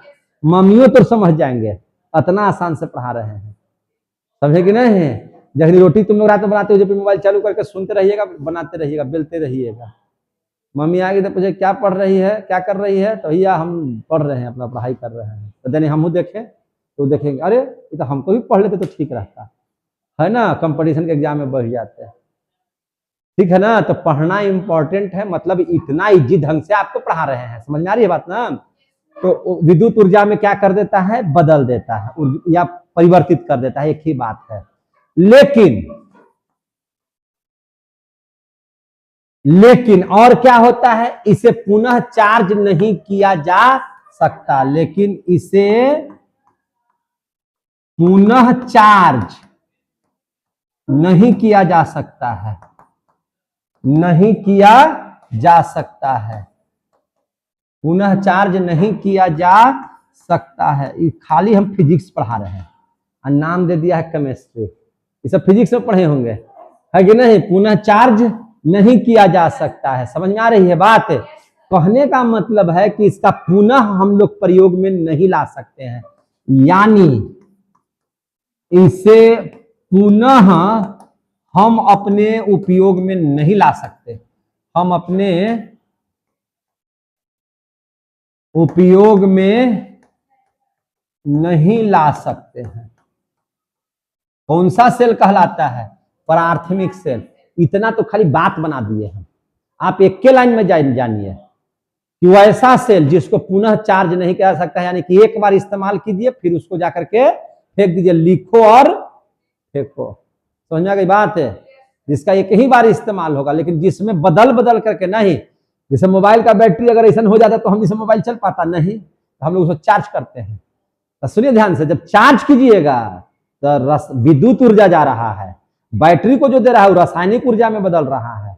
अब फिर जैसे चार्जर हटा दीजिएगा तो वो वाला रासायनिक ऊर्जा उसको फिर विद्युत दे देगा, तभी ना लाइट उठ निकलता है, फोकस वोकस देते हैं, कैमरामैन फोकस करो, फोटो वोटो खींचते कि नहीं खींचते हैं? तो उसमें दोनों चीज होता है, विद्युत ऊर्जा को बदल दिया जाता है रासायनिक ऊर्जा में, और रासायनिक ऊर्जा बदल जाता है फिर से विद्युत ऊर्जा में। किसमें? मोबाइल में। समझे कि नहीं? लेकिन जिसमें आप जो है रिमोट का बैटरी समाप्त हो जाएगा तो दोबारा ना बैटरी खरीदना पड़ेगा 10 रुपया में, तो वही वाला बैटरी आपको चार्ज कीजिएगा, कहीं से नहीं ना चार्ज कीजिएगा, उसको फेंक दीजिएगा, इसका एक ही बार। तो वैसे बैटरी को हम लोग कहते हैं प्राथमिक सेल। क्या कहते हैं? प्राथमिक सेल। क्लियर हो गया? अब प्राथमिक सेल बनता कैसे? इसको शुष्क सेल भी कहते हैं। इसको क्या कहते हैं? शुष्क सेल। तो आपको पूछा जाएगा कि शुष्क सेल क्या किसे कहते हैं या शुष्क सेल क्या है? तो शुष्क सेल बोलेंगे कि यह एक प्रकार का प्राथमिक सेल है। यह एक प्रकार का कैसा सेल है? प्राथमिक सेल है, जिसके इलेक्ट्रोलाइट जो होते हैं, जिसके इलेक्ट्रोलाइट कैसे होते हैं? तो पेस्ट के रूप में, जेल की तरह। जेल समझते हैं ना? अरे पेस्ट नहीं समझते हैं? Paste, gel. अरे जिसमें पेस्टवा इस टाइप के मुंहवा धोए वाला पेस्टवा जो भरल रहता है तो ना ठोसे रहता है ना द्रव्य रहता है, पेस्ट है वो। जेल टाइप का है वो। किस टाइप का है? जेल उसको बोले के रूप में रहता है। तरल में भी नहीं रहता है वो, या पूरा सूखा हुआ भी नहीं रहता है। तो जब पूरा सूखलो नहीं है अब पूरा एकदम लिक्विडो नहीं है, तो इसीलिए उसको क्या कहते हैं, मैंने शुष्क है तो उसको बोलते हैं शुष्क सेल। क्या बोलते हैं? शुष्क सेल। तो शुष्क सेल जस्ट लाइक क्या है? प्राथमिक सेल है। क्या है? जस्ट लाइक प्राथमिक सेल है। कैसे? देखिए आपका बैटरी देखे होंगे घर में, देखिए बैटरी कैसा रहता है, देखिए ऐसे ही ना बैटरी आप लोग बनाते हैं, हम तो ये बड़ा बना दे रहे हैं। ये क्या है? बैटरी है, पेंसिल बैटरी है, घड़ी में घुसा लीजिएगा, ठीक है कि नहीं है? तो इस टाइप का बैटरी है। और बैटरिया में कैसा रहता है, तो देखिए यहाँ पे इस ढंग से रहता है, समझे कि नहीं? और इसमें क्या रहता है, तो एक और लेयर ऐसे रहता है, इसमें ऐसे एक और लेयर ऐसे रहता है, देख रहे हैं ना? फिर इसके बाद एक और लेयर ऐसे बनाया रहता है, देख रहे हैं कि नहीं देख रहे हैं? ऐसे रहता है, इस ढंग से रहता है। इसमें एक तो कार्बन की छड़ लटकी हुई रहती है, इसमें क्या रहता है? कार्बन की छड़ रहता है इसे लटका हुआ। यहाँ पर एगो टोटी निकल रहता है इससे। ये हो गया आपका धनात्मक, ये सिरा क्या हो जाता है? ऊपर वाला धनात्मक। ये कैसा होता है? धनात्मक। और नीचे वाला जो रहता है वो कैसा रहता है? ऋणात्मक। कैसा रहता है? ऋणात्मक रहता है। और ऋणात्मक इसमें कैसा, कहां पे रहेगा? एनोड पर। इसमें धनात्मक कैसा रहेगा? कैथोड पर। आ गया समझ में? हाँ, कैथोड पर। क्लियर हो रहा है कि नहीं रहता है? अब इसको देखिए, ये वाला क्या है भैया? तो ये है कार्बन की छड़। ये क्या है? कार्बन की छड़। समझ में आ रही है बात? ये क्या है? कार्बन की छड़ है। कोई दिक्कत? अब देख लीजिए, इसमें कार्बन की क्या है? छड़ है। अब इसमें एक बात और समझ लीजिएगा। क्या समझ लीजिएगा? देखिए ध्यान से, इसमें जो बाहरी वाली जो भाग है, इसमें क्या है? बाहर वाला में एक भाग है, तो बाहर वाला में जो भाग है वह क्या चीज का बना हुआ है? तो यह जो बना हुआ है जस्ता धातु का बना हुआ है। कैसा धातु का बना हुआ है? जस्ता धातु का। किसका बना हुआ है? जस्ता धातु का बना हुआ है। समझे कि नहीं? अब इसमें और समझ लीजिए, किसका बना हुआ है? जेडेन धातु का। ये वाला जो भाग है ये किसका बना हुआ है? जस्ता धातु का। ये वाला जो भाग है किसका बना हुआ है? जस्ता धातु का। समझ में आई बात है? तो ये किसका बना हुआ है? जेडेन धातु का। कोई दिक्कत है? अब देख लीजिए, यहां पे जो दूसरा पार्ट है, दूसरा जो पार्ट है, तो इसके किनारे यहां पर जो है, इसके बीचवा में ये सब जो भरा हुआ, आप देखिएगा, इसको भी भर देते हैं। ये सब जो भरा हुआ है आपको नजर आएगा, ये सब जो है ना पूरा भरा हुआ कर दीजिए इसको। देख रहे हैं ना? ये सब क्या कर दिए? भर दिए। क्या चीज से हम लोग भर दिए? तो ये जो भरा गया उसमें है MnO2। क्या है भरा हुआ? MnO2। या इसको बोलिए कि ये भरा हुआ है इसे इलेक्ट्रोलाइट। ये क्या भरा हुआ है? इलेक्ट्रोलाइट। और इलेक्ट्रोलाइट में क्या है? तो इलेक्ट्रोलाइट में भरा हुआ है NH4Cl। क्या भरा हुआ है? NH4Cl। और क्या भरा हुआ है? तो ZnCl2। क्या भरा हुआ है? ZnCl2। समझे कि नहीं? समझे क्या भरा हुआ है? हाँ, अभी एक मिनट, इलेक्ट्रोलाइट तो इसमें भराता है।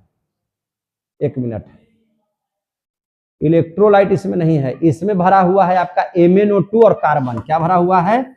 MnO2 और कार्बन भरा हुआ है।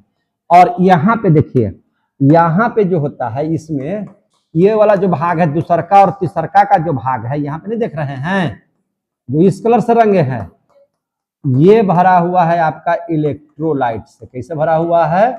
इलेक्ट्रोलाइट से। और यहाँ पर क्या है? यहाँ पे तो यहाँ पे NH4Cl और प्लस क्या है? ZnCl2 से भरा हुआ है। समझ में आ गई? यह बात है। ये यहाँ पे ऐसे करके बैटरी भरा हुआ है। और इस बैटरी में आप देखिएगा कि होता क्या है कि यहाँ पे कार्बन का जो रड है, ये कार्बन का रड, ये जो भरा हुआ सारा चीज जो देख रहे हैं यहाँ पे पेस्ट के तौर पर रहता है। किस तरह पर रहता है? पेस्ट के तौर पर। बैटरिया दबा के देखिएगा तो गुलगुल करेगा। देखें कि नहीं दबा करके उसका? तो इसमें होता क्या है से समझ लीजिए। तो इसमें होता क्या है कि एनोड पर जो जो प्रक्रिया होती है और कैथोड पर जो जो प्रक्रिया होती है उसको समझिए। ये जो एनोड पर हम लोग देखते हैं, तो एनोड पर आप जब भी देखिएगा तो इलेक्ट्रॉन का त्याग होगा। क्या हो जाएगा? इलेक्ट्रॉन का त्याग। तो यहां पर जो Zn है, तो वह Zn क्या करेगा? इलेक्ट्रॉन का त्याग करेगा। इलेक्ट्रॉन का क्या कर देगा? त्याग कर देगा। और इलेक्ट्रॉन का त्याग जैसे ही करेगा तो Zn अपने माथे, जैसे इलेक्ट्रॉन का 2 का त्याग कर दिया, तो यहाँ पे आपका +2 का चार्ज आ जाएगा। किसका चार्ज आ जाएगा? +2 का चार्ज आ जाएगा। तो जो यहाँ पे जस्ता जो है सॉलिड अवस्था में है जिंक, वह यहाँ पर आ करके क्या बना लिया, तो है ना, वह विशिष्ट बने, हम लोग इसको क्या कर सकते हैं, विलयन की तरह तैयार कर लिया। समझे कि नहीं? यानी कि मैंने आयन का त्याग कर लिया, तो इसका मतलब है कि यह आयनित हो गया। क्या हो गया? सांद्रता इसकी बढ़ गई, और सांद्रता कितनी हो गई? +2 हो गई। Zn की कितना हो गया? +2 हो गया। और कैथोड पर देखेंगे आप लोग इस बैटरी में, तो कैथोड पर आपका क्या क्या चीज था? तो कैथोड पर आपने अभी देखा कि MnO2 है। क्या चीज है? MnO2 है, अंदर में ही भरा हुआ है। तो यह MnO2 है। तो MnO2 क्या किया है? तो MnO2 इस अमोनिया के साथ, यानी कि NH4 के साथ, किसके साथ? NH4 के साथ एक इलेक्ट्रॉन को ग्रहण कर लिया है। क्या कर लिया है? एक इलेक्ट्रॉन का ग्रहण यहाँ पे किया हुआ है। समझ में आ रही है ना बात? ये क्या है? ऑलरेडी अमोनिया आयन बनाया हुआ है। तो इलेक्ट्रॉन का जैसे ही आप ग्रहण कीजिएगा, तो यहां से MnO2 जो है वह बदल जाएगा, और बदल करके क्या हो जाएगा? MnO क्या हो जाएगा? मैग्नीज ऑक्साइड में आ जाएगा। किसमें आ जाएगा? MnO। और जो H2O यहाँ पे देखिएगा, एगो H जो इसका है वो ऑक्सीजनवा से ग्रहण करके इसका क्या बना देगा? OH। क्या बना देगा? OH। समझे कि नहीं? और यहां से चूंकि एगो हाइड्रोजन जब हटेगा तो ये हो जाएगा क्या चीज? NH3। क्या बना देगा? NH3। समझे कि नहीं? और इस प्रकार से जब ये क्रिया होती है तो यह बैटरी जो है से एक ऊर्जा की उत्पत्ति करती है, जिससे आप टॉर्च वगैरह जला सकते हैं। रिमोट में बैटरी काम करता है। समझे कि नहीं?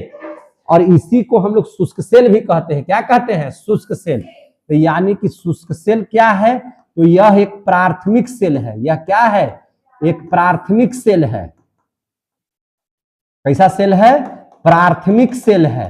प्राथमिक सेल है, लेकिन जिसके इलेक्ट्रोलाइट जो होते हैं, जिसके इलेक्ट्रोलाइट किस रूप में रहते हैं? तो इलेक्ट्रोलाइट जेल के रूप में या पेस्ट के रूप में रहते हैं। किस रूप में रहते हैं? पेस्ट के रूप में रहते हैं। किस रूप में रहते हैं? पेस्ट के रूप में रहते हैं। समझे कि नहीं? तो यह क्या हुआ? रहते हैं, यह तरल अवस्था में नहीं होता है, न कि तरल अवस्था में, न कि तरल अवस्था में। तरल अवस्था में नहीं होने के, न कि तरल अवस्था में, तरल अवस्था में नहीं होने की ही वजह से इसे हम लोग क्या कहते हैं? शुष्क सेल कहते हैं। इसको क्या कहते हैं? शुष्क सेल कहते हैं। समझ में आई बात है? इसको क्या कहते हैं? शुष्क सेल कहते हैं। तो आपको अगर प्राथमिक सेल के बनाने का आएगा तो क्या हो जाएगा कि एक बैटरी होगा, जस्ता धातु का बाहर से बनाया हुआ रहता है। देखिएगा आप जब नया नया बैटरी लीजिएगा तो प्लास्टिक से ढका रहेगा, उसको हटाइएगा तो Zn धातु का बना हुआ रहता है। इसमें करीब करीब 1 लेयर और 2 लेयर होते हैं, और तीसरा लेयर भी होता है। तीसरा लेयर में कार्बन की छड़ जुटी हुई रहती है ना। इसका निचला वाला सिरा जो है से एनोड का, ऊपरी वाला सिरा क्या चीज का? कैथोड का काम करता है। लेकिन ये धनात्मक और ये ऋणात्मक तरह से काम करता है। स्थिति क्या होती है कि यहां से जो बैटरी है ना, इसके जो पहला लेयर में जो देखते हैं, जो आप देख रहे हैं, तो इसमें जो है, और इसमें देखिएगा नीचे सबसे अंतिम वाला जो भाग है, इस अंतिम वाला भाग में क्या चीज भरा हुआ आता है? तो MnO2 और कार्बन भरा हुआ था। और ये वाला जो लेयर बनता है वह लेयर जिंक का बना हुआ रहता है। और इसका जो सेकेंड लेयर है उसमें इलेक्ट्रोलाइट यानी कि पेस्ट या जेल की तरह उसमें चीज भरा हुआ रहता है। क्लियर हो गया ना? और इस प्रकार से ये रिएक्शन करता है एनोड पर, और जब ये आयन लेगा तो आयनिक होने का मतलब है कि वह चार्जेबल हो रहा है। क्या हो रहा है? चार्जेबल, है ना। और कैथोड पर जो है से ये इस तरह का कार्य करता है, और जिससे आपके बैटरी में ऊर्जा की उत्पत्ति होती है, और बैटरी सभी तरह के कार्य करने के लिए, है ना, प्रेरित करता है। चाहे टॉर्च जलाना हो, रिमोट का बैटरी जलाना हो, टीवी चालू करना हो, या अन्य प्रकार में इसको एक बार यूज करने के बाद दोबारा फिर इसको चार्ज नहीं कर सकते हैं। समझ में आ गई बात? अगर आप बैटरी को चार्ज करते हैं तो चार्ज करने की जो और डिस्चार्ज करने की, तो जब जैसे ही आपका चार्ज बैटरी होता है तो चार्ज के मतलब क्या होता है, आवेशन। आवेशन का मतलब होता है कि उसमें से आवेश निकलना चाहिए। तो देखिए आवेश निकल रहा है तभी ना आयन का निर्माण हो रहा है। तो यानी कि बैटरी ऑलरेडी क्या है, चार्ज है, और चार्ज की अवस्था में वह क्या कर रहा है, करंट को प्रवाहित कर रहा है। समझ में आ गई बात है। अब पढ़ लेते हैं हम लोग द्वितीयक सेल। क्या पढ़ लेते हैं, द्वितीयक सेल के बारे में। तो द्वितीयक सेल क्या है इसके बारे में देखेंगे। क्या पढ़ लेंगे, द्वितीयक सेल। द्वितीयक सेल का मतलब क्या हो गया, इसी को हम लोग बोलते हैं लेड या शीशा, लेड या शीशा संचायक सेल। इसको हम लोग बोलते हैं लेड या शीशा संचायक सेल, संचायक सेल, लेड या शीशा संचायक सेल। ठीक है ना। तो ये द्वितीय सेल है क्या चीज, तो द्वितीय सेल ऐसा सेल है जिसे चार्ज भी किया जा सकता है, जिसे चार्ज भी किया जाता है या चार्ज भी किया जा सकता है, और डिस्चार्ज भी होते रहता है, चार्ज भी होते रहता है और डिस्चार्ज भी होता है। मतलब कहने का है कि रासायनिक ऊर्जा से किसमें ही बदलता है, विद्युत ऊर्जा में। बैटरी में क्या हो गया, बैटरी आप जो इन्वर्टर में देखते हैं लाइन कट जाता है तो बैटरी क्या किया, तो बैटरी के अंदर में रासायनिक ऊर्जा भरा हुआ है, उस रासायनिक ऊर्जा को बदल देता है किसमें, विद्युत ऊर्जा में। इसीलिए तो पंखा, टीवी, लाइन है ना, बॉल बत्ती सब जलने लगता है कि नहीं। तो उसमें क्या पहले से भरा हुआ है, रासायनिक ऊर्जा। और रासायनिक ऊर्जा को कन्वर्ट किसमें करता है, विद्युत ऊर्जा में। जबकि प्राथमिक सेल विद्युत ऊर्जा, माने प्राथमिक सेल में क्या था कि माने ये भी एक तरह से कैसा था, रासायनिक सेल ही था, लेकिन वह रासायनिक ऊर्जा को विद्युत ऊर्जा में किया। और ये क्या करता है, रासायनिक ऊर्जा को विद्युत ऊर्जा में परिवर्तित करेगा, और परिवर्तित करने के बाद क्या करेगा, फिर से विद्युत ऊर्जा लेकर के रासायनिक ऊर्जा में उसको परिवर्तित करेगा। इसे आप जब उसको चार्ज में लगाते हैं, तो चार्ज में लगाते हैं तो कौन सा ऊर्जा देते हैं उसको, विद्युत का ऊर्जा देते हैं। और जब विद्युत ऊर्जा देते हैं तो वह ऊर्जा को किसमें बदलता है, कन्वर्ट करता है रासायनिक ऊर्जा में। किसमें कन्वर्ट करता है, रासायनिक ऊर्जा में। जब करंट कट जाता है, जब करंट क्या होता है, कट जाता है, तब वह अपना रासायनिक ऊर्जा को फिर से कन्वर्ट करता है किसमें, विद्युत ऊर्जा में। ये काम कौन करता है, द्वितीयक सेल। कौन करता है, द्वितीयक सेल। समझे कि नहीं। तो द्वितीयक सेल में क्या लिखेंगे, द्वितीयक सेल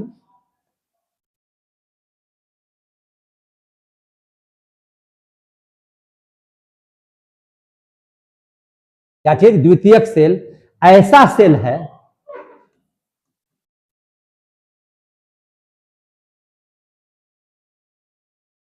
द्वितीयक सेल ऐसा सेल है जिसे चार्ज भी किया जा सकता है और डिस्चार्ज भी, जिसे चार्ज भी किया जा सकता है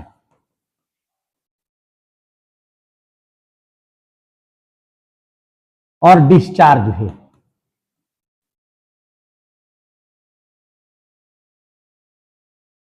और डिस्चार्ज भी, समझे कि नहीं, डिस्चार्ज भी किया जा सकता है। अर्थात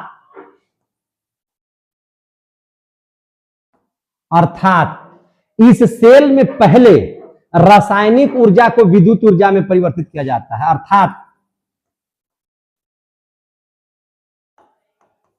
इस सेल में पहले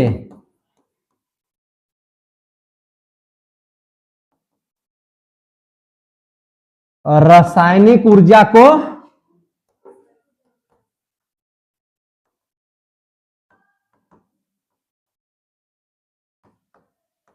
किसमें, विद्युत ऊर्जा में परिवर्तित किया जाता है।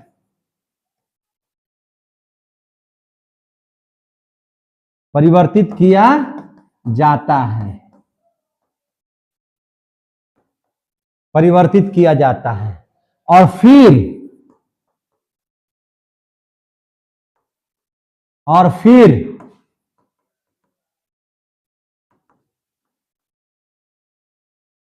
विद्युत ऊर्जा को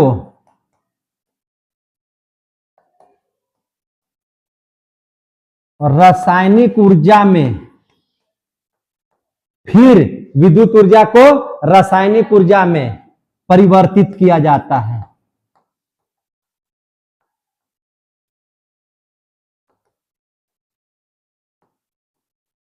परिवर्तित किया जाता है, समझे कि नहीं? जैसे एग्जाम्पल के तौर पर आपका जैसे देखिएगा, इन्वर्टर की बैटरी देखे कि नहीं देखे हैं? इन्वर्टर की बैटरी, गाड़ी में जो बैटरी आता है, गाड़ी की बैटरी, फिर मोबाइल का भी बैटरी आप देखिएगा, मोबाइल की बैटरी। समझ में आ रही है बात? तो ये जो बैटरी होता है, देखिए सेल आप बनाते हैं तो सेल में क्या क्या चीज रहता है? इलेक्ट्रोड, एक कैथोड का एक एनोड का, रहता है कि नहीं रहता है? जोर से बोलिए। बहुत सारे सेल को, बहुत सारे सेल, तो बहुत सारे सेल तो एक सेल में 2 इलेक्ट्रोड, तो जैसे मान के चलिए कि ये हम ले लिए ऐसे बैटरी बना रहे हैं, क्या ले लिए? बैटरी। इसमें हम इलेक्ट्रोड डाल रहे हैं, 1 electrode, 2 electrode, 3 electrode, 4 electrode, 5 electrode, 6 electrode ले लिए, लगभग 3 गो सेल ले लिए। क्या गो सेल ले लिए? 3 गो। अब इसमें देखिए, जो लाल से दर्शा रहे हैं, जिसको लाल से रंगे हैं, जिसको लाल से रंगे हैं, उस सब के सब धनात्मक, सब के सब क्या है? धनात्मक। सब के सब क्या है? धनात्मक। समझे कि नहीं? आज जिसको हम किससे रंग रहे हैं? ब्लैक से। जिसको हम कैसे रंग रहे हैं? लाल काला से समझ में आता है ना बात? और लाल काला से समझ में आ जाएगा ना कि ऋणात्मक। समझे कि नहीं? लाल काला समझ में आ गया। एक तो हो गया आपका, एक क्या हो गया? अरे लाल करिया, लाल करिया है ना? एक हो गया एनोड, एक हो गया कैथोड। अब इसको कैसे जुड़ा हुआ रहता है? तो देखिए, जितना भी प्लस है वो एक जगह जुड़ा हुआ रहेगा। कैसे जुड़ा हुआ रहेगा? एक जगह। देखिए ध्यान से, जैसे यहां से जुड़ा हुआ है, तेरे हटना, जो ललका के तो ललका से दर्शाते हैं, यहां से जुड़ गया, यहां से जुड़ गया, यहां से जुड़ गया, ठीक है? यहां से जुड़ गया, यहां से जुड़ गया, ठीक है भैया? ये क्या है? एनोड। ये क्या है? एनोड। अब हम लोग ले लेते हैं यहां से, अब कहां से ले लेते हैं? यहां से, यहां से, अब ले लेते हैं यहां से, ऐसे, ये वाला जुटेगा इससे, ये वाला जुटेगा इससे, ये वाला जुटेगा इससे। ये क्या चीज है? कैथोड। ये क्या चीज है? कैथोड। समझे कि नहीं? बैटरी की संरचना बता रहे हैं। क्या बता रहे हैं? बैटरी की संरचना, ठीक है ना? बैटरी की क्या बता रहे हैं? संरचना। समझ में आ रही है बात? अब इसमें स्थिति समझिए क्या होता है। बैटरी जो आप देखे हैं, जो इन्वर्टर वाला बैटरी, जो बैटरी नहीं रहता है, वो बनाने का विधि बता रहे हैं, सिखा दे रहे हैं। तो उस बैटरी में क्या रहता है? इसमें एक विलियन डाला रहता है। क्या डाला हुआ रहता है? विलियन। कैसा विलियन रहता है? तो देखिएगा, बैटरिया में अंदर में पानी भरल रहेगा। देखे हैं कि नहीं देखे हैं? और पानी रहता है भरल, और उसको कभी कपड़ा उपड़ा पर गिरा लीजिएगा तो कपड़वा क्या हो जाएगा? जल जाएगा। क्या हो जाएगा? जल जाएगा। कपड़वा क्या हो जाएगा? जल जाएगा। हाथों पर जलाइएगा तो भी हाथवा भी आपका जल सकता है। जल सकता है कि नहीं जल सकता है? तो इसमें क्या बनता है? जो विलियन होता है, तो विलियन 2 चीज का तैयार होता है। एक होता है जल और एक होता है सल्फ्यूरिक अम्ल। तो उस पूरे जलीय विलियन में जितना बैटरी में आपका पानी है, उस पानी में 38%, कितना परसेंट? 38% सल्फ्यूरिक अम्ल होता है। क्या रहता है? सल्फ्यूरिक अम्ल। कितना परसेंट? 38% क्या रहता है? सल्फ्यूरिक अम्ल। समझ में आ गई बात? 38% क्या रहता है? सल्फ्यूरिक अम्ल। अब देख लीजिए, अब यहां पे समझ लीजिए, बैटरी का जो धनात्मक, जिसको हमने लाल से लिखा है, जिसको हमने कैसे लिखा है? लाल से। वह किस चीज का बना हुआ रहता है? तो पीबी का छड़ रहता है, पीबी की छड़, शीशा की छड़ क्या रहता है? शीशा का वो छड़ रहता है। तो कैथोड वाला भी, तो कैथोडो वाला जो है ना, ये भी पीबी की क्या होता है? छड़ रहता है। लेकिन यहां समझिए, इसके जो बीच में, छड़वा के जो बीच में भरल रहता है वो क्या रहता है? मेन यही पर है क्वेश्चन। जो एनोड है, एनोड की जो छड़ है उसके बीच में क्या भरा रहता है? तो उसके बीच में भरा रहता है आपको स्पंजी, है ना? क्या चीज रहता है? Spongy PB. स्पंजी पीबी मतलब क्या? पीसा हुआ पीबी, लेड, पीसा हुआ शीशा, पीसा हुआ लेड भरा रहता है किसमें? एनोड में। किसमें भरा रहता है? एनोड में। आई कैथोडवा वाला के अंदर में जो करिया करिया है से क्या भरा हुआ है? तो इसके अंदर में भरा हुआ रहता है लेड ऑक्साइड, यानी कि PbO2। इसमें क्या भरा हुआ रहता है? PbO2, लेड ऑक्साइड भरा रहता है। क्या भरा रहता है? Lead oxide. क्या भरा रहता है? Lead oxide. इसमें क्या भरा रहता है? Lead oxide. और ये जो आप देख रहे हैं, जिसको आप लोग टांगते हैं बैटरिया को, जैसे आओ विशाल बैटरी बनाना है तो आओ इलेक्ट्रोड इसी तरह से बढ़ जाएगा। पूरा पावर देने वाला बैटरी चाहिए तो इलेक्ट्रोड को बढ़ाते जाइए, इलेक्ट्रोड को क्या करते जाइए? बढ़ाते जाइए। एक सेल में कितना इलेक्ट्रोड? 2। कौन कौन? एनोड और कैथोड। तो अभी हम जो 6 का बनाए हैं तो कितना इलेक्ट्रोड, इसमें कितना सेल हो जाएगा? 3। तो इसी प्रकार से और बड़ा बैटरी बनाना है तो और ढेर सारा सेल जोड़ना पड़ेगा, ढेर सारा सेल जोड़ना पड़ेगा, क्योंकि एक सेल में 2 इलेक्ट्रोड ही होते हैं तो उसमें ऊर्जा ज्यादा निकलेगा। तो ये जो पात्र जिसको टांगने के लिए रखते हैं बाहर से, वो कैसा पात्र रहता है? बैटरी वाला देखे ना बॉडिया, वो क्या चीज रहता है? तो ऐसा बॉडी रहता है जिसमें से करंट प्रवाहित नहीं हो, यानी कि वह रहता है विद्युत रोधी पात्र। वह क्या रहता है? विद्युत रोधी पात्र रहता है, विद्युत रोधी पात्र रहता है। समझ में आ गई बात? तो ये इस तरह से ये बैटरी के अंदर में जितना भी चीज रहता है आपको बता दिए। समझ में आ गया बात? आपसे कोई पूछेगा बताएंगे, अभी बहुत लंबा है, इतना आसान नहीं है, इतना छोटा नहीं है। तो एनोड का छड़ किस चीज, क्या चीज का बना रहता है? तो लेड का। क्या चीज का? लेड का। उसके अंदर में क्या चीज भरा हुआ रहता है? तो पीसा हुआ लेड। लेकिन कैथोड की छड़ में क्या भरा हुआ रहता है? तो लेड ऑक्साइड। क्या भरा रहता है? Lead oxide. इसका भी रहता है छड़ पीबीए का, लेकिन इसके अंदर में क्या भरा हुआ रहता है? PbO2। इसमें भरा हुआ रहता है शीशा, स्पंजी पीबी भरा हुआ रहता है। समझ में आ रही है बात? हम जान रहे हैं कि आप लोगों का समय हो चुका है, समझे कि नहीं? अब आज टॉपिक खत्म नहीं होगा तो अब ज्यादा टॉपिक नहीं बचा हुआ है, एक बचा हुआ है, ये वाला पूरा कर देंगे। इसकी इस संरचना तो मैंने इसका फिगर तो सब अंदर का बना दिए, अब यही बतिया को पूरा लिखेंगे। चार्ज कैसे होता है? तो चार्ज करने को बोलते हैं आवेशन और डिस्चार्ज करने को बोलते हैं निरावेशन। चार्ज करने को क्या बोलते हैं? आवेशन। और डिस्चार्ज करने को क्या बोलते हैं? निरावेशन। तो आवेशन और निरावेशन पढ़ा देंगे, कैथोड और एनोड पर जो इसकी प्रक्रिया होगी वो पढ़ा देंगे, और बैटरी कैसे काम करता है, आपके घर में पूरा लाइट बिखेर देता है वो पढ़ा देंगे। आई जितना बतिया लिखे हैं वो भी बतिया को लिखना पड़ेगा, समझे कि नहीं? और इससे कैसे विद्युत धारा प्रवाहित होती है वो पढ़ा देंगे। इसके बाद आपको एक टॉपिक होगा जिसका नाम होगा ईंधन सेल, वो हो जाएगा। उसके बाद संचारण पढ़ाएंगे। क्या पढ़ाएंगे? संचारण। तब जाकर के पूरा का पूरा ये सिलेबस आपका समाप्त होगा। कुल मिला जुला करके एक वीडियो पूरा बढ़िया से अभी और होगा। समझ में आ गई बात ना? अभी हम लोगों के बच गया है पूरा एकदम 1.5 घंटा हम लोगों का क्लास चला है। कितना देर क्लास चला है?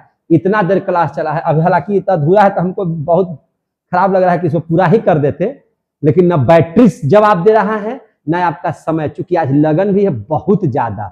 आप लोगों को जाना है, किसी को नानी ही, किसी को फुआ ही, और कल संडे है। लगले कल क्या है? संडे है। तो भैया एक तो आज सैटरडे में इतना पढ़ाई, और कल संडे है भैया, हमको भागना भी है आप लोगों को। कल मेरा भी कहीं कहीं जाना, हमको तो रोज ऐसा है जिसमें 5 जगह 6 जगह जाना होता है, समझे कि नहीं? चलिए बहुत बहुत धन्यवाद। जय अच्छा लगता है ना तो लाइक कर दीजिए, सब्सक्राइब कर दीजिए, अगल बगल वाले को दिखाइए, मजा आता है आपको वीडियो देखने में। तो और ये 12 क्लास का पढ़ाई हो रहा है, किस क्लास का? 12 क्लास का। तो चलिए हम लोग अब कल मिलेंगे, तब तक के लिए, कल नहीं अब परसों, तब तक के लिए जय हिंद जय भारत।